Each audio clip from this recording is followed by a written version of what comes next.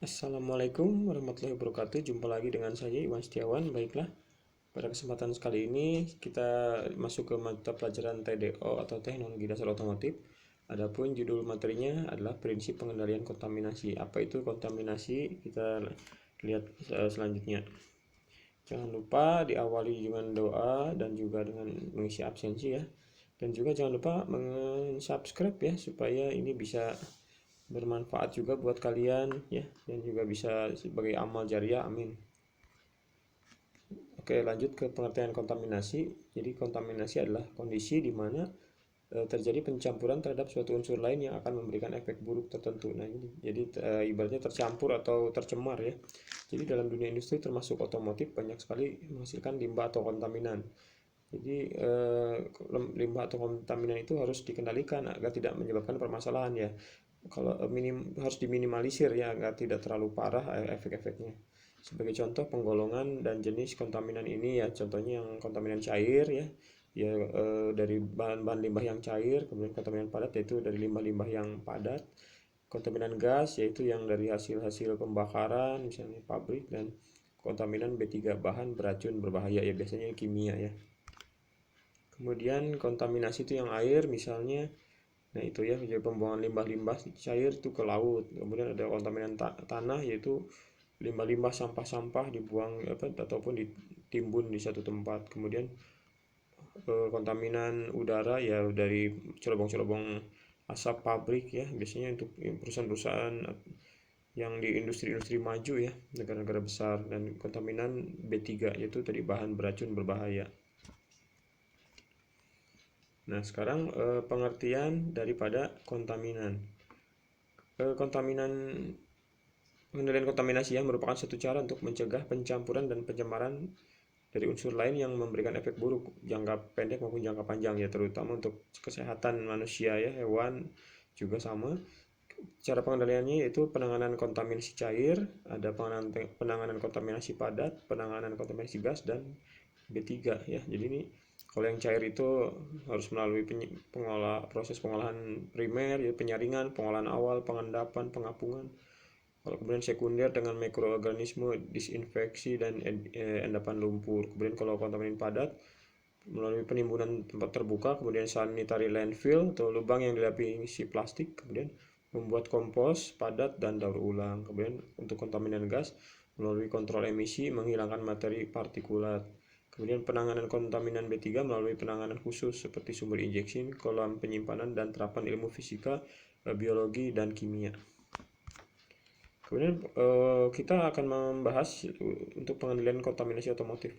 Ya, jadi ada gas H2SO4 atau asam sulfat itu merupakan hasil elektrolisis aki ya, akumulator pada saat pengisian maupun pengosongan. Jadi itu pada baterai mobil ataupun motor ya, yang terutama yang masih diisi ulang dengan air aki. Jadi dari baunya yang menyengat yaitu asam sulfat. Oleh karena itu harus di ruangan khusus ya untuk proses pengisian aki ataupun untuk pengosongan ya, untuk perawatan aki ini. Jadi perlu ventilasi yang baik karena berbahaya bagi kesehatan dan dapat memicu ledakan ya. Jadi ini pernah terjadi kalau misalnya penyetruman akinya misalnya tidak sesuai ampernya, ataupun tutupnya lupa dibuka, ataupun ada korsleting, ini uap-uap dari aki ini bisa menyebabkan ledakan ya. Jangan merokok dan sebagainya. Namun komponen dari baterai bekas ini masih bisa didaur ulang ya, jadi meminimalisir daripada limbahnya. Jadi bisa didaur ulang ataupun kadang-kadang suka ditampung atau ada yang membeli ya. Kemudian gas buang dari kendaraan bermotor juga itu termasuk kontaminan. Itu juga mengandung unsur yang berbahaya seperti karbon monoksida, karbon dioksida, hidrokarbon, dan partikel lainnya. Jadi kalau sebuah bengkel itu harus mempunyai ventilasi yang baik ya, agar tidak meracuni manusia sekitarnya, baik mekanik maupun pemilik pelanggan ya. Kemudian kontaminasi bahan bakar yang belum terbakar dapat berwujud uap bahan bakar atau gas atau cair. Jadi uap bahan bakar misalnya bensin ya, itu uapnya kalau terlalu terbuka juga mengganggu kesehatan. Jadi untuk itu dibutuhkan suatu komponen namanya karkwal kanister ya. Jadi ini untuk menangkap uap bahan bakar dan menyalurkannya kembali ke intake manifold atau saluran masuk untuk dibakar di dalam mesin. Jadi ini uap bahan bakar ini agar tidak berbahaya dimasukkan oleh karkwal kanister ini akan ditangkap dan dibalikan lagi ke intake manifold dan ke ruang bakar, nanti jadi terbakar lagi ya. Jadi tidak terbuang percuma uapnya. Kemudian nah ini charcoal canister ya. Itu ada di sistem bahan bakar ya. Ini bisa kalian lihat di sini ada saringan bahan bakar, pompa bahan bakar, karburator, charcoal canister ya. Terus ada fuel emission control, pengontrol gas emisi juga, fuel return atau pengembali bahan bakar, kemudian ada fuel line, itu jalur selang saluran bahan bakar ya. Jadi dan kemudian yang kedua, selain charcoal canister ada saluran knalpot. Jadi biasanya pada saat mesin hidup di dalam bengkel itu harus ada pembuangan udara. Jadi tidak mengganggu mekanik maupun pemilik kendaraan di dalam bengkel. Kemudian untuk kontaminan cair seperti uap bensin, cairan pembersih dan lain sebagainya ya. Jadi misalnya membersihkan mesin itu menggunakan bensin atau pembersih, itu kita harus menggunakan masker dan sarung tangan ya, karena takut keracunan ya. Ini termasuk dari kontaminan cair. Kemudian pengendalian kontaminasi pelumas ya. Biasanya pelumas bekas itu ditampung, kemudian biasanya bisa didaur ulang ataupun ada yang menampung ya. Jadi ini juga untuk menghemat minyak bumi, karena pelumas itu juga termasuk dari hasil pengolahan minyak bumi. Kemudian komponen plastik dan karet yang tidak terpakai harus dikumpulkan dan didaur ulang. Nah ini contohnya, misalnya kita ganti oli itu kan jadi kontaminan padat juga ya, dan juga ban-ban bekas, dan mungkin banyak lagi di otomotif ya. Kemudian limbah B3 atau berbahaya, berbahaya dan beracun ya.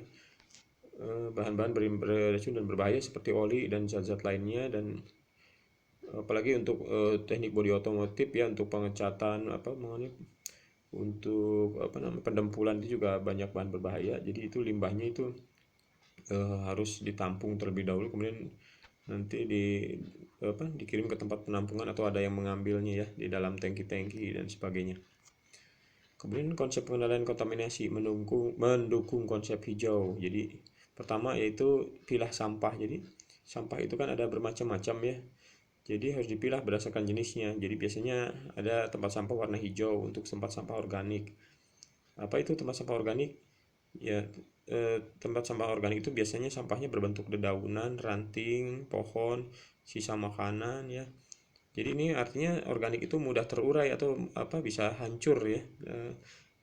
Jadi sampah organik juga kadang-kadang bisa dimanfaatkan untuk buat pupuk ya, pupuk kompos untuk tanaman.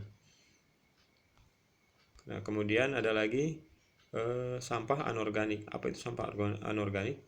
Sampah organik itu harus dibuang ke tempat sampahnya berwarna kuning, yaitu yang susah sekali untuk diurai atau hilang ya, atau hancur. Contohnya plastik, kaleng, styrofoam dan sebagainya. Jadi rata-rata sangat sulit terurai karena ini hasil dari produksi mesin ya. Bahkan kalau plastik itu bisa ratusan tahun ya. Ya, apalagi kalau sampai masuk ke pencernaan manusia ataupun ikan di laut, itu juga bisa berbahaya. Dan juga ini merusak lingkungan, jadi harus dipisahkan ya sampah anorganik. Kemudian ada sampah untuk bahan berbahaya beracun atau B3, yaitu berwarna merah. Jadi yang termasuk dalam kategori ini adalah kaca, bahan-bahan kimia dan sebagainya ya. Dan B3 ini harus diminimalisir karena bisa berbahaya buat masyarakat sekitar ataupun petugas kebersihan ya, pasukan oranye ya ibaratnya. Nah ini sampah B3 yang berbahaya itu warna merah ya, bahan beracun berbahaya. Kemudian anorganik tadi yang sulit terurai, bahan kimia, kaca seperti itu. Kemudian sampah organik itu yang mudah terurai, yang bisa jadikan pupuk tanaman ya, tadi seperti sisa makanan, seperti ranting kayu ataupun daun. Kemudian ada konsep untuk menangani tadi kontaminan, yaitu satu reduce. Reduce itu mengurangi bahan-bahan yang bisa merusak lingkungan. Jadi misalnya Anda termasuk juga menghemat ya, mengurangi bahan yang tidak terlalu dibutuhkan, seperti sering beli baju baru atau beli aksesoris ataupun segala sesuatu. Jadi kita lebih menghemat daripada jadi sampah ataupun jadi tidak berguna. Jadi Termasuk juga kurangi penggunaan tisu, sapu tangan, karena atau kertas-kertas di kantor. Jadi apa membaca koran dengan online pun itu mengurangi limbah kertas ya, ataupun mencetak juga yang apa namanya, yang kertas yang masih bisa dipakai, mencetak baliknya digunakan lagi, dan itu artinya mereduce atau mengurangi, menghemat bahan-bahan. Yang kedua, reuse. Reuse itu berarti pemakaian kembali yang bisa dipakai, misalnya baju bekas kita kirimkan ke anak yatim piatu, atau baju-baju anak-anak yang kekecilan bisa diberikan ke saudara ya, atau baju-baju bayi yang diberikan kepada yang membutuhkan. Itu reuse ya, penggunaan kembali. Yang ketiga recycle. Recycle itu mendaur ulang ya. Jadi misalnya sampah organik, tadi yang organik itu yang gampang terurai atau gampang hancur ya. Jadi misalnya bekas botol plastik, ini yang anorganik, sorry, bekas botol plastik jadikan pot tanaman, kemudian mendaur ulang kertas bekas menjadi kertas kembali ya. Tapi plastik juga bisa didaur ulang sebetulnya. Termasuk logam juga ya, logam-logam bekas bisa didaur ulang. Kemudian keempat, good housekeeping. Jadi sebenarnya kalau di kita di Indonesia dikenal dengan 5S ya di perusahaan-perusahaan, yaitu metode untuk penataan dan pemeliharaan wilayah kerja secara intensif yang digunakan untuk manajemen dalam usaha, pemeliharaan ketertiban, efisiensi, dan disiplin di area kerja, serta meningkatkan kinerja perusahaan secara menyeluruh. Apa itu tadi 5S? Nah, atau disebut juga 5R ya. Jadi kalau 5S-nya tadi Seiri, Seiton, Seiso, Seiketsu, Shitsuke. Tapi kalau di Indonesia jadi 5R, ringkas, rapi, resik, rawat, rajin. Ya, Seiri atau ringkas itu memilah, menyingkirkan barang yang tidak diperlukan. Jadi yang di area kerja itu hanya barang yang dibutuhkan saja. Kemudian Seiton atau rapi, barang dan peralatan kerja harus diletakkan sesuai dengan posisi yang ditetapkan. Jadi jangan sampai bercampur. Kemudian Seiso atau resik, kegiatan membersihkan peralatan dan area kerja sehingga kondisi peralatan terjaga baik dan area kerja yang bersih juga berdampak baik bagi kesehatan karyawan. Kemudian Seiketsu atau merawat, standarisasi, dan dokumentasi proses yang akan memastikan berjalannya Seiri, Seiton, dan Seiketsu. Kalau ini Seiketsu atau rawat itu berarti dokumentasi ya, pengawasan juga ya. Kemudian Shitsuke atau rajin, pemeliharaan, kedisiplinan, dan konsistensi dalam menjalankan keseluruhan tahap 5S tadi atau 5R. Penyebab kontaminasi, yaitu yang pertama kontaminasi kimia, yaitu dari bahan kimia yang bisa menimbulkan intoksikasi pada manusia. Jadi intoksikasi itu racun ya. Sebagai contoh, bahan kimia menyebabkan keracunan yaitu residu pestisida ya, bahan untuk tanaman, antibiotik, obat, pencemaran kimia industri ya. Kemudian kontaminasi biologi, pemicu kontaminasi biologi atau mikrobiologis seperti berasal dari bakteri patogen, parasit, dari protozoa dan cacing, dan virus yang bisa menyebabkan keracunan dan infeksi pada manusia. Kontaminasi fisik yaitu pencemaran yang memiliki sifat secara fisik, contohnya batu, debu, logam, potongan kayu, yaitu juga serbuk-serbuk atau debu-debu dari bahan-bahan tadi juga bahaya, atau bahkan peralatan industri yang tidak digunakan.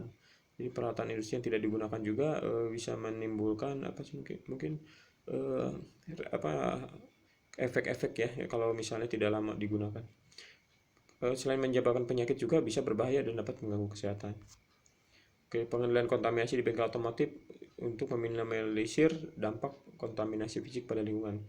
Jadi beberapa dampak kontaminasi fisik yaitu gangguan penyakit hati, penyakit jantung, pencernaan, ginjal, dan organ tubuh lainnya. Dan juga keracunan makanan ya, dapat melukai tubuh fisik bahkan mengakibatkan kematian. Oke, selanjutnya, nah ini ya, jadi macam-macam penyakitnya ya, bisa menyebabkan kanker atau yang apalagi yang mempunyai penyakit asma, kemudian luka, kemudian sendi ya, jadi pencernaan, radang, kemudian alergi, hepatitis ya, dan banyak lagi. Jadi kita harus meminimalisir tadi kontaminasi dan juga cek kesehatan secara rutin. Biasanya di perusahaan itu ada cek kesehatan rutin dan ada jaminan kesehatan ya. Kemudian simbol bahan berbahaya dan beracun. Nah ini ya, mudah menyala, oksidasi, iritasi, mudah meledak, gas bertekanan. Nah itulah tadi materi untuk teknik dasar otomotif khususnya untuk penanganan kontaminasi atau pencemaran lingkungan ya. Ya alhamdulillah, mudah-mudahan bisa bermanfaat untuk kita semua. Jangan lupa juga untuk di-subscribe ya. Ya mudah-mudahan ini bisa bermanfaat dan memberikan wawasan untuk kalian semua. Ya mungkin itu saja. Bila mana ada kekurangan, kesalahan ataupun kurang dipahami secara pribadi, saya mohon maaf. Semoga ini bisa menambah semangat di dalam mempelajari pelajaran teknologi dasar otomotif. Mungkin demikian saja dari saya. Wabillahi taufiq wal hidayah. Wassalamualaikum warahmatullahi wabarakatuh.